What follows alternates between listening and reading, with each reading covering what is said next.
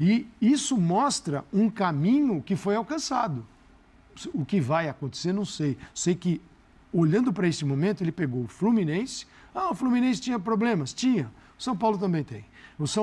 Hoje o Abel tinha problemas. O Dorival também tem. E não tem um time... O 11 do Dorival, qual é? O Abel a gente sabe. O Dorival, ele vai mexendo. E ele tem conseguido dar consistência para o São Paulo enfrentar adversários que são difíceis de serem enfrentados.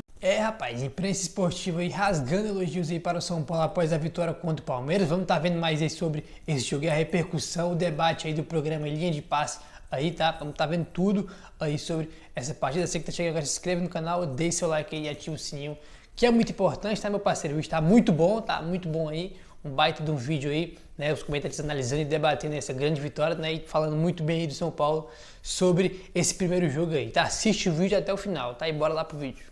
Muito bem, então o São Paulo, dá para dizer, né, Carlos, merecidamente vence o Palmeiras por 1-0. Digamos que o primeiro tempo foi um pouco mais equilibrado, o Palmeiras começa melhor, o São Paulo equilibra, termina melhor, mas no segundo tempo o São Paulo sobra, depois de 3 alterações do Dorival, 2 delas forçadas no intervalo, tirando Luciano e Caleri, tá?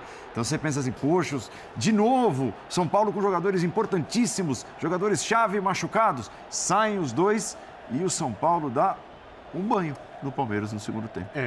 O que mais me chamou a atenção quando aconteceram as trocas, 2 obviamente porque os jogadores se machucaram, os 2 jogadores mais perigosos de frente do São Paulo, Caleri e Luciano, jogadores que se associam junto com Gabriel Neves, que também saiu porque tinha tomado o cartão amarelo junto com o Pablo Maia e o Dorival não quis ficar com os 2 volantes amarelados provavelmente para o segundo tempo. O Dorival faz uma escolha que faz o time cair do potencial técnico, da capacidade de resolver jogos e de construir chances de gol. O Rodriguinho é um jogador muito cru, bom jogador, mas jogador muito cru ainda, entra no lugar do Luciano. O Alisson entra no lugar do Gabriel Neves, ali como se fosse um segundo volante e obviamente não consegue implementar a mesma qualidade que tem o Gabriel Neves no toque, apesar de ser um jogador que marca até um pouquinho mais. E o Juan entra no lugar do Caleri, jogador que tenta atuar de costas, mas tem um pouco mais de dificuldade no choque, jogador também de boa qualidade, jogador da base como o Rodriguinho, jogador de Cotia. E você imagina, agora o Palmeiras tem mais chance de ganhar o jogo. Acontece o contrário, o São Paulo adianta a marcação, ainda mais pressiona a saída de bola do Palmeiras e toma conta do segundo tempo. E aí, como o professor Calçado ia falar, tem que citar o Dorival, porque hoje, coletivamente, o São Paulo fez um jogo melhor que o do Palmeiras. E só para abrir um parênteses, como faz falta o Rony para o Palmeiras. Vou repetir mais uma vez. Como faz falta o Rony para o Palmeiras? Mais falta do que faz o Arthur, mais falta do que se o Dudu não estiver jogando. O jogador mais importante do Palmeiras, do meio campo para frente, é o Rony. Zé Rafael também fez muita falta, mas como faz falta o Rony para o Palmeiras? Porque talvez num contra-ataque, talvez incomodando os zagueiros do São Paulo, já que o São Paulo foi colocar a sua 4ª opção de zaga hoje, o Diego Alves, quando o Alan Franco se machuca, entra em campo, no lance de velocidade, quando o São Paulo está pressionando, o Rony dá muitas alternativas que o Palmeiras não teve sem o Rony. Fechando o parênteses, o São Paulo conseguiu pressionar muito o Palmeiras e fez com o Palmeiras uma coisa que o Palmeiras faz com os adversários, até quando o Palmeiras não é o time mais criativo do mundo. Criou um volume de jogo tão grande na frente que o jogo ficou muito desconfortável, com a torcida barulhenta no Morumbi. O São Paulo empurrou o Palmeiras para o campo de defesa, não permitiu contra-ataques. Teve uma chance de gol impressionante, perdida pelo Wellington Rato. Não sei se a posição de quem começa a construir do lado esquerdo era legal, se o gol seria validado ou não, mas é uma chance claríssima que o Wellington Rato perde na pequena área, porque até a última alteração do Dorival, a entrada do David no lugar do Nestor, também é uma entrada que gera um declínio técnico, jogadores de características diferentes, porém mantém a marcação na frente, mantém a pressão, faz o jogo de força que o São Paulo fez hoje, posicionado do jeito irretocável pelo Dorival. Irretocável. Assim, então, se falavam sobre a questão do Corinthians, o que vai fazer. Só quero lembrar uma coisa antes de passar a bola. A direção do São Paulo, ela antecipou, ela esperou menos do que esperar a permanência do Rogério, porque ela viu o Dorival no mercado e ela viu a situação do Corinthians. Então, eu que faço aqui algumas vezes críticas às questões de decisões do São Paulo, aqui eu tenho que elogiar porque está muito claro que nessa pelo menos fora de campo, a direção do São Paulo deu um drible na direção do adversário e por isso hoje o São Paulo tem um bom caminho, tem um time competitivo, enquanto o adversário continua nadando lembrando sem só que o Corinthians escolheu o Cuca antes do Dorival. No dia Assim, seguinte, foi, né? exato, Sim, sim. A escolha do Dorival pelo São Paulo. Assim, eu lembro do começo do ano, ainda a época de Campeonato Paulista, que a gente sempre tenta posicionar os times em relação aos seus objetivos, né? E uma coisa que a gente falava do São Paulo ainda na época do Rogério Ceni o São Paulo não vai ter o melhor time individualmente, tecnicamente do campeonato e vai ter que ganhar muitos jogos assim, na organização, na entrega, no ambiente. E o ambiente do Morumbi quase nunca tem faltado ao São Paulo, né? De novo, assim, conversando com gente que estava lá, sabe? Mesmo dava para ver na transmissão, assim, não era um jogo comum, né? Foi um ambiente que, assim, na hora que o torcedor precisou também dar aquele gás a mais para manter o time aceso no jogo, para continuar empurrando, ele nunca faltou.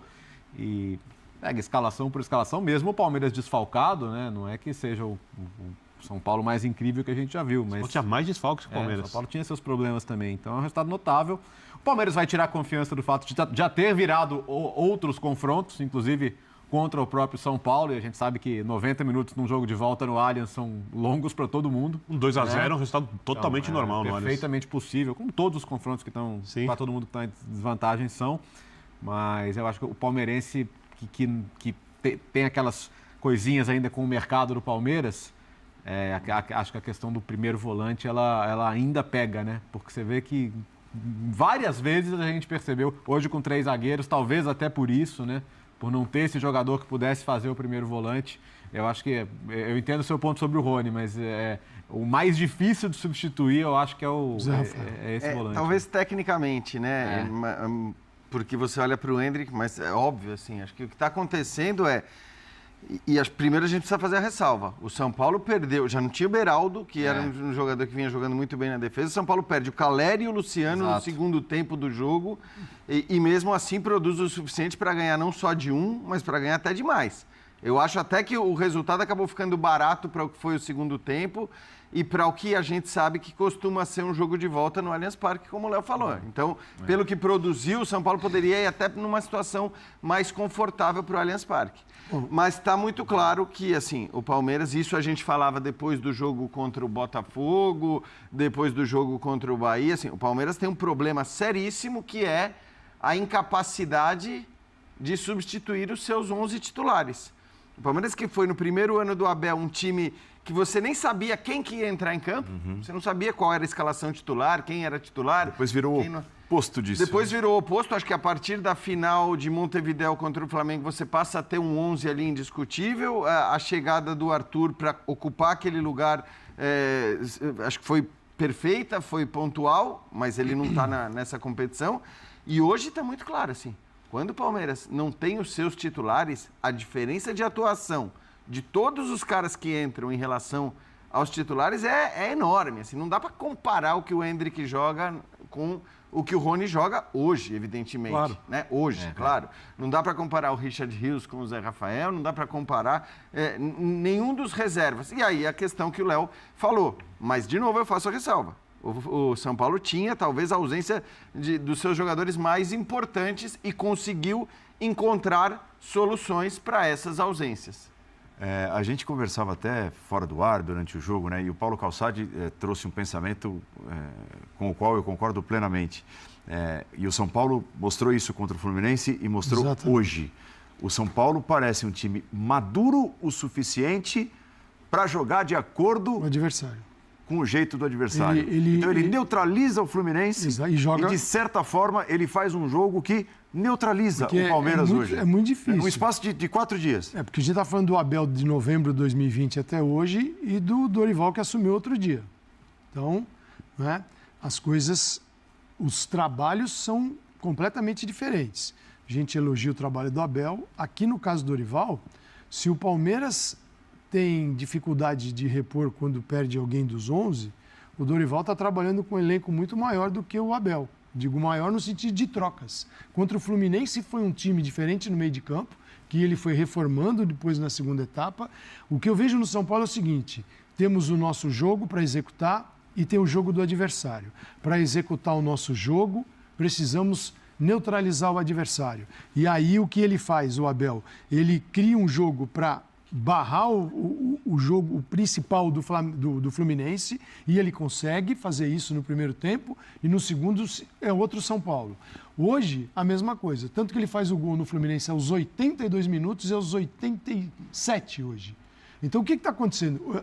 O São Paulo joga os 90 e ele tem conseguido não se afobar com 10, com 15, com 20, sabe como o mundo vai acabar? Não. O mundo não vai acabar no primeiro tempo, e ele mostrou isso. O jogo contra o Cruzeiro, que está no meio dessa lista aqui, foi um jogo que doeu pra caramba no São Paulo.